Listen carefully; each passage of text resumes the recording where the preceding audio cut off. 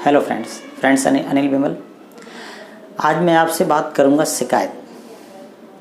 हर इंसान को शिकायत है। मेरे माता पिता अच्छे नहीं हैं, मेरा माता पिता कहते हैं कि मेरे बच्चे सही नहीं हैं, पति कहता है कि पत्नी अच्छी नहीं मिली, पत्नी कहती है कि पति अच्छा नहीं मिला, या मुझे घर अच्छा नहीं मिला, मुझे नौकरी अच्छी नहीं मिली, मुझे बॉस अच्छी नहीं मिली, मुझे ये नहीं मिला, मुझे वो नहीं मिला। इस तरह से अपने आसपास ढेरों शिकायतें जो हम जीवन में लेकर बैठे रहते हैं और जो है अपने आप को शिकायतों से घेर लेते हैं। तो हमारी जो दिमाग की फैक्ट्री है वो शिकायतों का ही उत्पादन करने लगती है और वो यह भी देखने लगती है कि हम शिकायत भी ढंग से कर रहे हैं कि नहीं कर रहे हैं।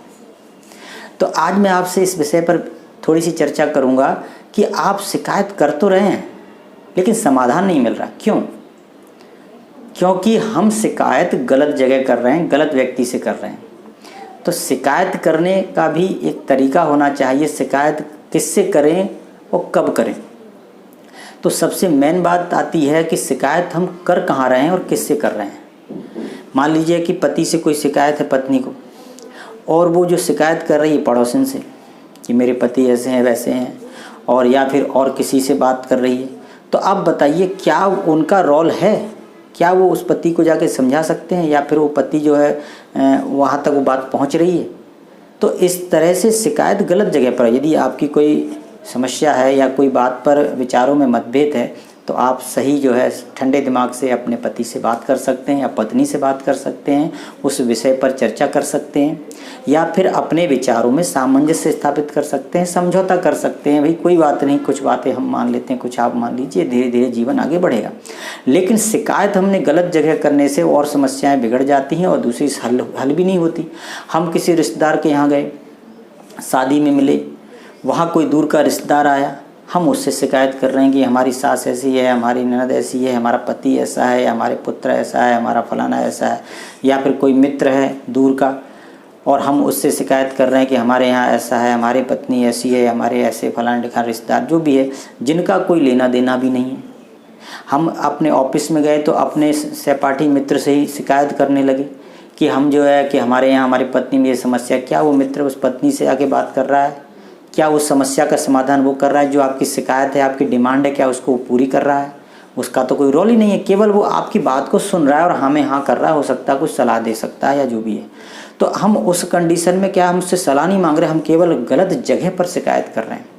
यदि बॉस से कोई शिकायत है आपको, हम बॉस से डायरेक्ट बात नहीं कर रहे हैं, हम कर्मचारी से बात कर रहे हैं, अपने सहपाठी से बात कर रहे हैं। बॉस में ये कमी है, बॉस में वो कमी है, बॉस ने मेरी ये बात नहीं मानी, वो बात नहीं मानी, मैंने इतना किया उतना किया और मैं इतनी मेहनत करता हूँ, ये वो फलाना जो भी है। तो क्या आपकी बॉस ने आपकी बात मान ली? क्या आपकी शिकायत को दूर कर दिया या आपकी समस्या दूर हो गई? क्यों? बॉस तक तो बात पहुँची नहीं। क्यों? आपकी हिम्मत नहीं थी बात करने की और आपकी सहपाठी भी उससे बात नहीं कर रहे थे। आपने अपनी पूरी भड़ास निकाल ली, आपने पूरी बात कह दी और इस तरह से आपने कहा कि मेरी तो कोई सुनता ही नहीं है और शिकायत पे शिकायत है। तो हम समस्याओं से घिरे हुए हैं, शिकायत जो कर रहे हैं, लेकिन शिकायत गलत जगह गलत व्यक्ति से कर रहे हैं, इसलिए समाधान नहीं हो रहा। आप समस्या का मुकाबला कीजिए, फेस कीजिए, उसका सामना कीजिए और जो है आप सामने वाले व्यक्ति से बात कीजिए। कहिए तो सही, क्या होगा? मना ही तो कर देगा। लेकिन जो है अगर समाधान हो सकता था तो करने वाला सामने वाला ही था। मान लीजिए आपको छुट्टी लेनी है अपने बॉस से, अब आप छुट्टी की आवेदन लेकर गए, बॉस ने कहा नहीं अभी जो है काम ज़्यादा है, जो भी है आपको छुट्टी नहीं मिल सकती। अब आप जो है अपने और कर्मचारियों से उस बात पे चर्चा कर रहे हैं, शिकायत कर रहे हैं और ये वो आप कई तरह के जो भड़ास निकाल रहे हैं और बॉस ने मेरी छुट्टी नहीं दी, मैंने ये किया वो किया, मुझे एक बार पहली बार जो मौका मिला, ये सब तमाम तरह की बातें कर रहे हैं। अब मैं वास्तव में मेरे यहाँ बहुत बड़ी समस्या है, बॉस समझ ही नहीं रहे मेरी बात को। और मतलब अब बताइए क्या आपने इस अपनी बात को बॉस के सामने रखा कि साहब वास्तव में मुझे ये समस्या है और इस कारण से मुझे छुट्टी की अत्यंत आवश्यकता है, और थोड़ा विनम्र आग्रह करेंगे, अपनी बात को वहाँ रखेंगे, कहेंगे। हो सकता है बॉस उस समय आपकी बात नहीं समझ पाए कि आपकी कितनी नीड है, कितनी आवश्यकता है छुट्टी की आपको। तो आपने शिकायत गलत जगह पर की, आपको छुट्टी नहीं मिलने वाली। लेकिन यदि आप दोबारा प्रयास करके अपनी बॉस को बात समझाने का प्रयास करते कि नहीं मुझे आवश्यकता ज़्यादा है और यह कारण है, तो आपको जो है 99 क्या 100% पूरे जो है 99% जो है आपको पूरे चांसेस हैं कि आपकी शिकायत जो है या आपकी समस्या का समाधान हो जाए।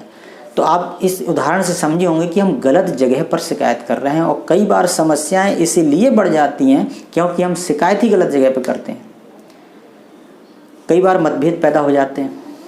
अच्छा, तुम डायरेक्ट मुझसे नहीं कह सकते थे, तुमने फलाने व्यक्ति से कहा, दूसरे व्यक्ति ने कहा तो मुझे और ज़्यादा बुरा लगा। मेरा मित्र था, मेरा पति या मेरी पत्नी या मेरा जो व्यक्ति था वो डायरेक्ट मुझसे नहीं कह सकता था, मेरा भाई मुझसे नहीं कह सकता था, मुझे दूसरों के माध्यम से जो कहलवाया जा रहा है। तो इस तरह से कई बार बातें और ज़्यादा बिगड़ जाती हैं। तो शिकायत गलत जगह पर नहीं करनी है, हमें उसका मुकाबला करना है, सामने जाना है, अपनी बात रखनी है। और यदि ना ही तो मिलेगी, लेकिन यदि अगर ना के चांस है तो हाँ के भी चांस है। यदि शिकायत जो है आप कर रहे हैं, आपकी डिमांड है, तो आप जो है उस डिमांड को पूर्ति कौन करेगा? जिससे आपको शिकायत है, तो आपकी समस्या का समाधान सामने वाला करेगा। तो आप इस बात को समझे होंगे और इस बात को आप उपयोग करके देखिए, इस फॉर्मूले को यूज करके देखिए। मैं कहता हूँ आपकी समस्याएं, ढेरों समस्याएं जीवन में से निकल जाएंगी और आप बहुत सी समस्याओं से दूर हो जाएंगे। तो आप शिकायत गलत जगह पे ना करें, यही कहना है। यदि बात आपको समझ में आई हो तो जो है ज़रूर लाइक कीजिए, कमेंट्स कीजिए यदि आपकी कुछ आपको कहना हो, कुछ जानना हो, और जो है इस चैनल को सब्सक्राइब कीजिए। यही आशा विश्वास के साथ अनिल विमल का आप सभी को नमस्कार।